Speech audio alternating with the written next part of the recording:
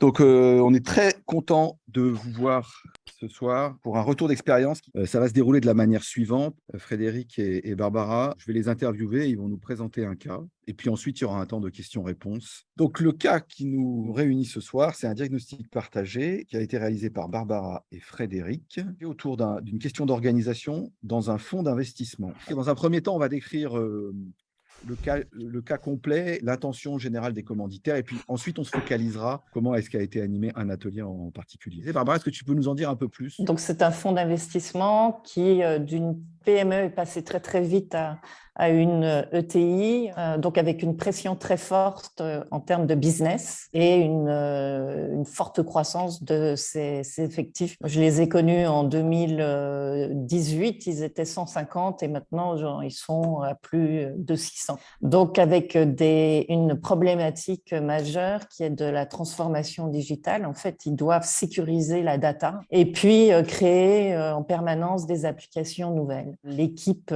IT comprend 50 personnes, dont la moitié des effectifs est composée de prestats, qui sont plutôt des externes, et une équipe transformation, en fait, qui doivent intervenir en permanence sur plus d'une centaine de projets. Ces équipes, aujourd'hui, sont débordées, ne comprennent pas trop comment elles interviennent ensemble. Les managers ne se comprennent pas toujours, n'écoutent pas toujours les remontées de leurs équipes. Et puis, évidemment, il y a des projets qui s'arrêtent en cours de route, des clients internes qui ne sont pas contents, qui abusent parfois de la situation, des process de décision qui ne sont pas clairement définis, qui va décider in fine, comment ils collaborent ensemble. Toutes ces questions restent peu définies, pas claires. Un sujet sur de la fatigue, beaucoup de pression, de la fatigue et un turnover assez important. Du coup, quand ils vous appellent, Frédéric, toi, quand tu rentres dans le système, qu'est-ce qu'ils cherchent à faire, en fait, ces gens-là? Nous, on avait identifié trois intentions, ou trois enjeux, en fait. Et la première, c'était s'aligner pour mieux travailler ensemble. En fait, ce que dit Barbara, c'était pas aligné, en fait. Pas aligné en termes de responsabilité, de répartition de rôle.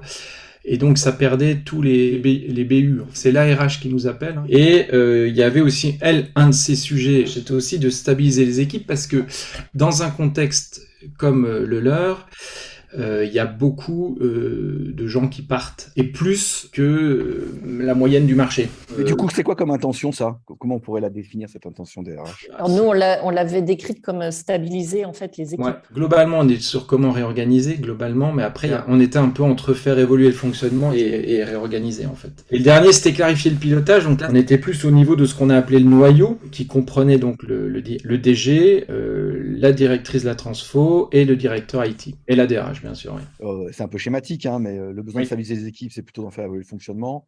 Trouver comment réorganiser, c'est plutôt autour du pilotage. Et puis s'aligner pour que la transfo et l'IT travaillent ensemble. Il y avait aussi améliorer la collaboration entre les managers et les collaborateurs dans l'équipe. En fait, je pense qu'à travers ce qu'on est en train de partager, vous comprenez que c'était assez complexe. C'est assez large.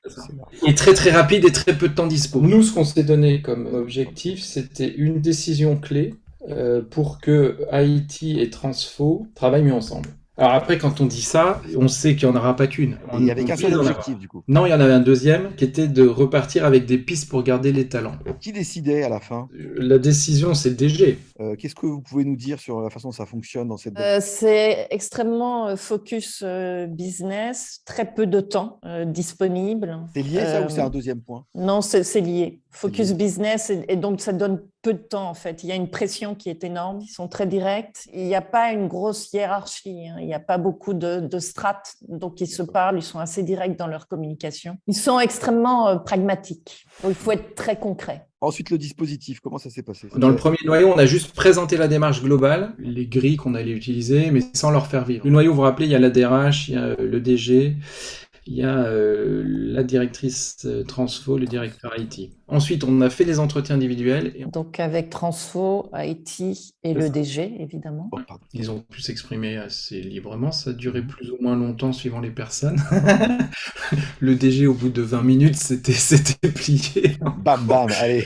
On questionnait enjeux, contraintes, ressources. Et c'était assez libre, semi-direct. Mais quand même, on balayait les 3 enjeux, contraintes, ressources. Oui, et c'était aussi pour valider en fait que le dispositif auquel on pensait répondait bien à leur contexte. Et ensuite, on leur a fait vivre un petit bout. C'est-à-dire, on leur a fait faire un baromètre. Du coup, ils avaient compris un peu ce qui allait se vivre et ça les a plutôt rassurés. Puis après, on a eu les groupes. Il y avait 6 groupes et un groupe miroir. Il y avait principalement des gens de l'IT avec un seul groupe de Transfo. Et le groupe miroir, c'était des gens des métiers, enfin des BU, quoi. Avant, ils étaient à distance ou ils étaient en présentiel ou les deux? On a eu des groupes en présentiel et ceux qui étaient à l'étranger, ben, évidemment, on les a fait en distanciel. Enfin, bon. Le présentiel s'est très bien déroulé, mais le distanciel, Vous avez fait les mêmes choses à chaque fois dans tous les groupes ou pas? on n'a pas fait la même chose dans le groupe miroir que dans le groupe des équipes. Ouais, donc dans les analyses à mener, en fait, on a commencé par un baromètre. En fait, on pose une question et l'équipe se positionne à partir d'un code couleur. Il y a 4 couleurs. Et la question qu'il leur est posée, c'est voilà, quand je repense aux travaux effectués avec IT ou Transfo et que je me projette sur les prochains projets, comment je me sens dans ma collaboration avec ce service. Et là, je color code mon feeling. Vert, c'est top, jaune, c'est correct, orange, c'est problématique, et rouge, c'est catastrophique. Voilà. Et à chaque fois, c'était la même question, du coup. C'était la même question, sauf qu'elle était adaptée suivant que c'était IT ou Transfo, voilà. Ou les deux. Pour les groupes miroirs, on a fait... Un sociogramme, oui. Le sociogramme, il sert à évaluer en fait 2 choses. Un, c'est comment je travaille en fait avec une équipe. Est-ce que les relations se passent bien? Et la deuxième chose, c'est l'efficacité de ce travail avec cette équipe. Donc, au centre du sociogramme, il y a le groupe miroir, donc le groupe en question. Dans les 5 autres cercles, on y met donc les groupes. Donc, il y a l'équipe Transfo, l'équipe IT. Et ensuite, nous, on a rajouté donc le top management, les autres BU, parce que le groupe miroir, ça peut être de la gestion, des commerciaux. Et ensuite, les équipes support, donc tout ce qui est corporate. Et donc, c'est comment je vois ma relation de travail avec ces équipes. Et ensuite, comment je qualifie l'efficacité de ce travail avec cette équipe. Et pareil, on utilise un code couleur et une échelle, en fait, qui va de 1 à 10. Donc, si on prend un exemple ici, là, il y a du rouge, donc ça veut dire qu'il y a des trucs, c'est horrible, mais si je mets un rouge à 8, ça veut dire que c'est vraiment des gros abrutis. Ça reste efficace, que j'arrive à bosser avec eux, c'est ça? Exactement. On pourrait prendre même le vert de Transfo, là il y a un 5 vert. Ouais, ils sont sympas, mais bon, le travail est moyennement efficace. Parce que là, on a juste une synthèse des notes et des couleurs, mais on note toutes les verbatims. Et en fait, ce qui est le plus intéressant, c'est ce qu'on vont dire les gens quand ils posent les post-it. Voilà. En fait, c'est ce qu'on voit là, juste à droite, là, avec tous les post-it. Tout ce qui est noté, c'est ce qui remonte. Voilà. Le reste, ça remonte pas. Mais ce qui est noté, ça remonte, donc il faut que vous soyez d'accord avec ce qui est noté. Donc dans le cadre des groupes miroirs, on a fait barreau plus sociogramme, et dans le cadre des groupes IT et Transfo, on a fait barreau plus Maslash. La grille de Maslash. Ouais, Maslash, c'est une femme qui a travaillé sur les conditions de travail. Elle a notamment identifié des dimensions, on va dire des conditions de travail. Ça se présente comme une arête d'Ishikawa. Donc on a des dimensions, il y en a 8, la charge de travail, l'ambiance, la transversalité, le management, et puis en bas on a plutôt la reconnaissance, le changement, le sens au travail, la culture. C'est le même code couleur que le baromètre. Ils baromètrent pas toutes les dimensions, mais 5 de leur choix, ce qui traduit l'énergie. C'est-à-dire qu'il y a des sujets sur lesquels il y a peu d'énergie. Par exemple, la reconnaissance et le changement. Dans ce groupe-là, il y avait peu d'énergie. Si vous regardez le management, il y avait un peu d'énergie. Et puis de l'énergie un peu rouge, quoi. C'est-à-dire, en gros, il y avait des sujets vraiment chauds. Qu'est-ce qui vous a poussé à faire des grilles différentes pour ce groupe-là que pour le groupe miroir? En fait, ce qui nous intéressait, c'était clarifier le fonctionnement entre Transfo, IT et eux. Et on s'est dit, ce qui est prioritaire, c'est pour le groupe miroir, c'est plutôt de parler en tant que client des interactions et de la coopération, alors que pour les deux services, de savoir ce qui se passe à l'intérieur. Ce qui était important aussi, c'est pour le manager d'entendre ce que les collaborateurs ont à dire. Mais du coup, après, c'est assez classique. Hein, donc, on a fait une réunion de noyau de restitution. Et on va s'arrêter là parce que la suite est à venir. Que là, ce qui est à venir, ça va être de faire une restitution à tous les participants. Dans la restitution, on restitue ce que les différents groupes ont dit. On le présente. Mais on a aussi ajouté notre propre analyse. Ah, d'accord. Ce qu'on avait pointé, il y avait une question d'organisation et de processus. Et les processus qui n'étaient pas suffisamment clairs, l'ownership des projets, dans le cahier des charges, le recueil du besoin, la participation aux réunions, les specs, enfin tout ça, en fait, suivant les projets, voilà, il y a un manque de clarté, du coup, il n'y a pas de lisibilité pour personne. On l'a mis en face de la croissance de l'entreprise parce que... Ça croît énormément, ça va vite et du coup, il n'y a pas vraiment de temps pour structurer. Pour penser, pour structurer, pour s'arrêter 2 secondes. Quoi. Après, il y avait une question de qui décide quoi, quelle gouvernance ils mettent en place, quoi. Et on regarde d'une culture qui porte les gens. Parce qu'en fait, si on enlevait la culture, il y aurait encore plus de gens qui partiraient. Il y avait aussi une question de leadership. En gros, il y avait un peu... Le DG, il a créé un service transfo pour mieux piloter IT. Et en fait, ça a amené plus de confusion qu'autre chose. Voilà. Et puis après, il y avait quelque chose sur le turnover et l'ambiance dans les équipes qui était en contrebalance, puisque l'ambiance est plutôt bonne, tout le monde le dit, mais... Malgré tout, on voit des gens partir, un turnover élevé, du mal à attirer aussi des nouveaux talents. Quoi. Donc ça, c'est quand même ce qu'on leur a dit, pour une part qu'ils savaient déjà, mais je pense qu'il y a des choses qu'ils avaient besoin d'entendre en écho assez fort, en fait. Donc du coup, il y a quand même une intention autour de l'IT. Je ne sais pas comment dire, j'allais dire remettre l'IT sur les rails. Ouais, complètement. Il y a une question sur l'IT, oui, effectivement. Ça va? Vous pensez qu'on a fait un tour? Ouais, je pense que c'est bien. J'ai une question. Pourquoi vous avez fait des one-to-one avec le noyau au début, là, et pas l'ECR en groupe? Alors, on aurait pu faire un ECR en groupe. Ils ne l'ont pas caché dès la première réunion en disant qu'ils avaient un problème de communication entre eux, en fait. C'est ce qui nous a fait opter pour que chacun puisse s'exprimer librement. Le directeur IT, c'est quelqu'un d'extrêmement dans la rondeur, etc. Il a beaucoup de mal à s'exprimer. Il est important de se laisser un peu de temps. Et tous ensemble, c'est pas possible. Il y a 2 questions de Denis qui sont un peu liées. Combien de temps ont duré les ateliers? Alors, le temps, c'est facile à répondre, c'était 2 heures. Deuxième question qui va un peu avec, c'est pourquoi vous avez fait autant de groupes? Je pense que Barbara a répondu tout à l'heure, c'est que fonctionnellement, ça marche pas. On pouvait pas tous les libérer ensemble.